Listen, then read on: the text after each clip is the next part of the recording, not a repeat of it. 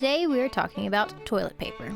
Let's go way back. Let's go to the beginning of the wonderful bond of paper and butts.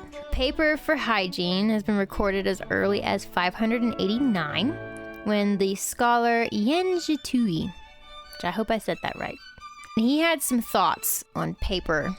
He has a quote here: paper on which there are quotations or commentary from the 5 classics or the names of sages I dare not use for toilet purposes. So he was very particular about the type of paper that he put on his butt. He didn't want to wipe his butt with poems. That's commendable. Elsewhere, wealthy people wipe themselves with wool or lace or hemp, while less wealthy people basically used anything that they get their hands on. Like, I have a list here of wood shavings, leaves, grass, hay, stone, sand, moss, snow, ferns, plant husks, fruit skins, seashells, corn cobs. Sometimes they would just go in a river and then wipe themselves with their hands and let the river clean them. In ancient Rome, a sponge on a stick called a xylospongium was used to wipe the bottom.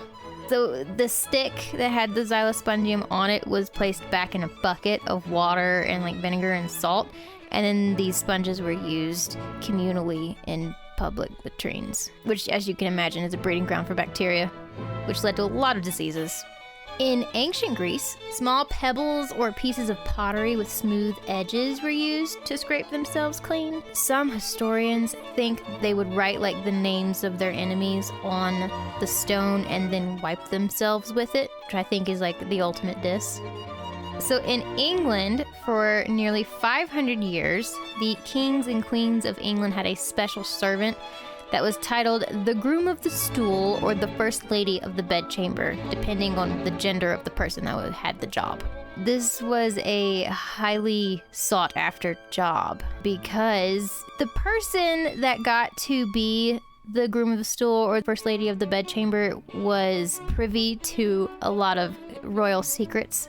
Not only did they get all the hot gossip, but also they were terrifying to other people in the court because they knew things. Now, what's really interesting is this position was first held in 1455, which, okay, that makes sense. But this job was not eliminated until 1901. So, 16th century French satire writer François Rabelais, in chapter 13 of his book Gargantua in Portugal, his character Gargantua investigates a great number of ways to clean one's bum. Gargantua dismissed the use of paper as ineffective. And I have a quote here. He says, "Who his foul tail paper wipes shall at his bollocks leave some chips." He had an alternative, though. The neck of a goose that is well downed provides an optimum cleaning medium. Anyway, let's talk about more recent toilet paper. Joseph Gayety is widely credited with being the inventor of modern commercially available toilet paper in the US. In 1857, it was sold in flat sheets of paper close to the modern tissue boxes, and each paper was watermarked with his name on it. Every time you're in the bathroom, Joe's on your mind. His advertising tagline was, "The greatest necessity of the age, Gayety's medicated paper for the water closet." So at the time, it had a hard time getting off the ground because paper was so readily available and it was free. Why am I going to spend money on this medicated paper that has some dude's name on it whenever I can get it for free? Because newspapers. One of the more popular choices was the Sears catalog and the Farmer's Almanac. The Farmer's Almanac kind of caught on to what people were doing with their product, and they started pre-drilling holes because people were nailing them to the walls of their outhouses. And so they pre-drilled a hole so that it would be easier for people to nail them up on the wall. They knew. They marketed perfectly. Obviously, Gayety didn't love this. I mean, it was creeping in on his business. And so he tried to convince people that the ink from these papers were toxic. And he said, "You wouldn't put ink in your mouth, so why put it on the most sensitive regions of the body?" Seth Wheeler of Albany, New York, is the patent holder of the toilet paper we know today, featuring the paper being dispensed on a roll and having perforated edges in 1891. And yes, the patent does show it being folded over. It does look nicer, but for people who have small children that like to go crazy in the bathroom, it's not practical. The toilet roll was popularized by Scott Paper Company. They manufactured toilet paper for fancy hotels as a luxury item and drugstores as a health product. Everything was, this will heal what ails you at that time. So it was a health product. But they did this through third parties because they were embarrassed about the nature of their product. It wasn't until 1902 that Scott started manufacturing their own toilet paper under their own name. Because people were very reluctant to jump on the toilet paper wagon. People in Victorian era were very prudish and didn't want to discuss bodily happenings. And they certainly didn't want to be caught buying something that was for your bodily happening.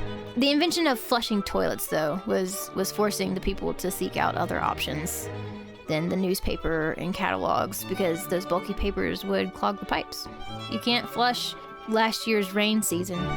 Even though we've had what we would know as modern day toilet paper, it took a long time to refine the product. A long period of time, considering that in 1930, a selling point of Northern Tissue advertised that their toilet paper was splinter-free. In 1928, the Hoburg Paper Company tried a different approach. The company introduced a brand called Charmin. They started off with the name Charmin. They're still going with the name Charmin. And I think it's so beautiful because it was playing off the word charming. And they had a feminine logo with a beautiful woman. It was a genius campaign. By using softness and femininity, the company avoided, toilet paper's real use while making the product seem luxurious. But they still kind of kept with that theme. Like in one of their commercials, I know that they say something about, we know it's not proper to talk about going to the bathroom on TV. It was something like that. The bears are soft and fluffy. Two-ply was introduced in Britain in 1942 by Andrew Mills, and this became Andrex. They then went on to first introduce moist toilet papers like wet wipes in the 1990s, and they promoted it to be flushable. But in 2016, some municipals had begun education campaigns advising not to flush. I mean, they are flushable. You can get those suckers down the pipes, but boy, do you not want to. So this is our public service announcement. Do not flush flushable wipes. Throw those in the garbage can. It wasn't until 1970 that television networks in the USA allowed advertising under the name toilet paper rather than like bathroom tissue. So let's talk more about the problems with toilet paper, because as much as we all love toilet paper, I am an avid user of toilet paper. I also do not own a bidet. 70% of the population doesn't even use toilet paper for various reasons. Bidets. But Americans need 36.5 million rolls every year. A 2019 study said that Americans use nearly 3 rolls per person every week, which I find just astronomically wasteful. 3 rolls per person every week. Let's really break down what that is involving for 36.5 million rolls every year. That is 473,587,500,000 gallons of water. It's 700,000 Olympic-sized swimming pools. Does that help? It's also 253,000 tons of chlorine and 17.3 terawatts of electricity just to make our yearly supply of toilet paper, just for America.